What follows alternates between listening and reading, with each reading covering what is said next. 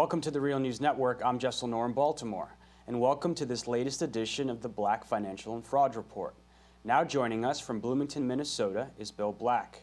He's a former bank regulator and author of The Best Way to Rob a Bank is to Own One. As always, Bill, thanks for joining us. Thanks for having me. So Bill, tell us what you have for us this week. Okay, so we have the gift that keeps on giving. This is Phil Gramm, former Republican senator from the state of Texas, former chairman of Senate Banking Committee, the lead person in Congress on the repeal of Glass-Steagall through the Gramm-Leach-Bliley Act of 1999 with the active support of President Clinton. And such, who the Republicans chose to make their lead featured witness in an attack on financial regulation just a few days ago, in which Phil Gramm said that the only still legitimate form of bigotry in the United States as treated by the media was to attack the successful. It goes way beyond paperwork. What all this is about is political demagoguery.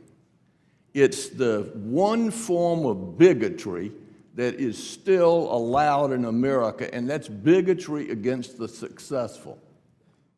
And in particular, he was outraged on attacks on his friend, the guy stepping down from running AT&T, who he said was only going to get something like $68 million bucks.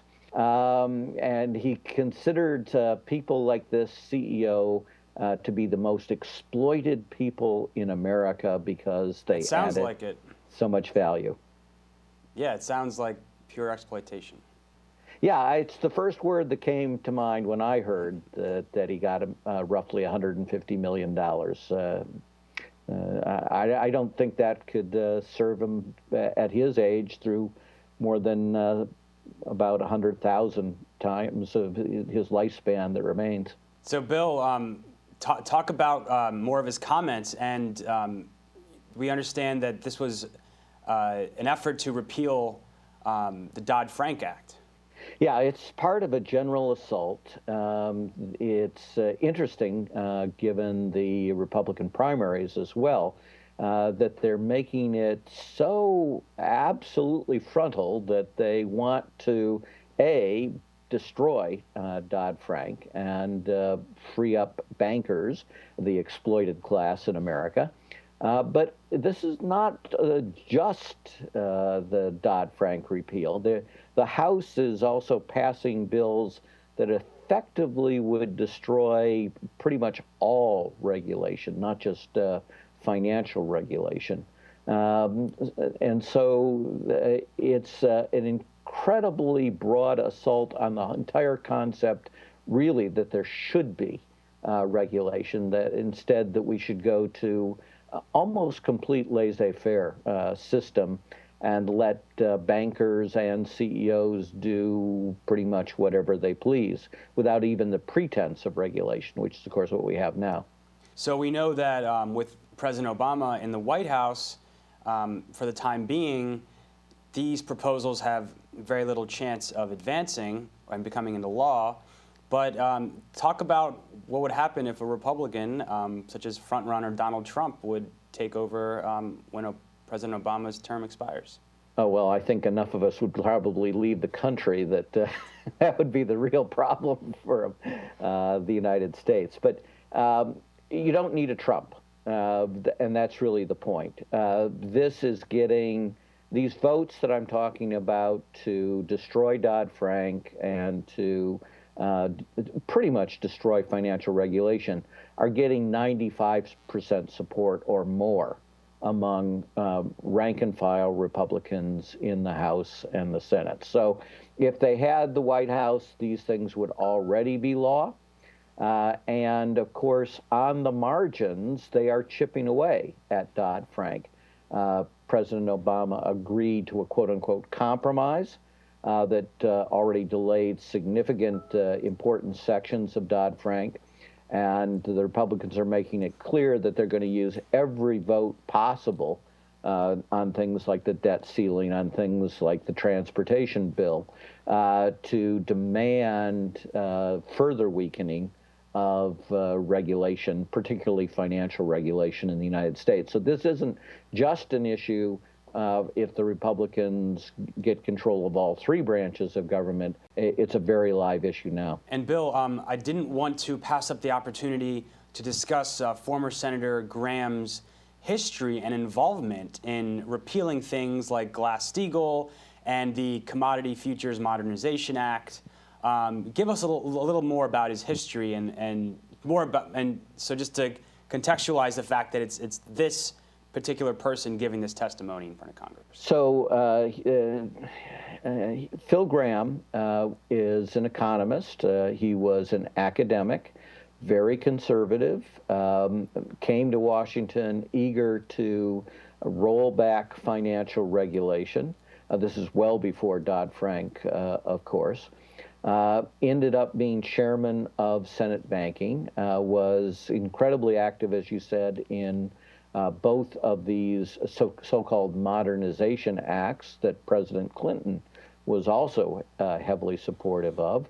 One got rid of Glass-Steagall, violating the rule that if it ain't broke, don't fix it. So Glass-Steagall had worked brilliantly for nearly 50 years before the regulators, particularly Alan Greenspan, turned it into Swiss cheese by regulatory exceptions. But that wasn't good enough for Graham and Clinton. They decided to virtually eliminate the act. The second one was, of course, the Destroy Brooksley-Born law. That's Commodities Future Modernization Act, which is an oxymoron, that was designed to essentially make it impossible to regulate broad classes of financial derivatives. And that, too, ended in disaster. But it isn't just Phil Graham, it's also his wife, Wendy Graham, also an economist, also extremely conservative, who ended up as chair of the Commodities Future Trading Commission after Brooksley-Born. And so in addition to that act that I talked about, Wendy Graham, in her role as chair of the CFTC, as Brooksley-Born's, it's actually sort of second successor, passed a special rule that was of enormous benefit to Enron's fraudulent leaders in producing the California energy crisis. So this further eliminated jurisdiction over another class of trading derivatives that Ken Lay and Skilling used to create the California energy crisis. And of course, Wendy Graham at that point was on the board of directors of Enron. And Phil Graham was taken care of very nicely by a very large bank after he retired from the government as well. So this family, the Graham family, are principal architects.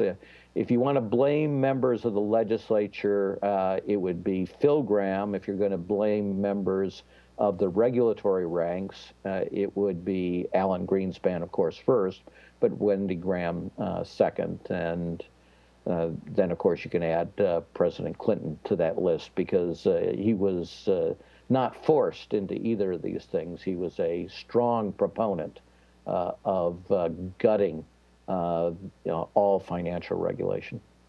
Well, Bill, thanks so much for that report. And of course, it makes total sense why former Senator Graham would be giving this testimony in front of Congress. It is deliberate symbolism on the part of the Republican Party. We're the architects of this, and you put us back in power, and we plan to go to the max. Well, thanks so much for joining us, Bill. Thank you. Thank you for joining us at the Real News Network.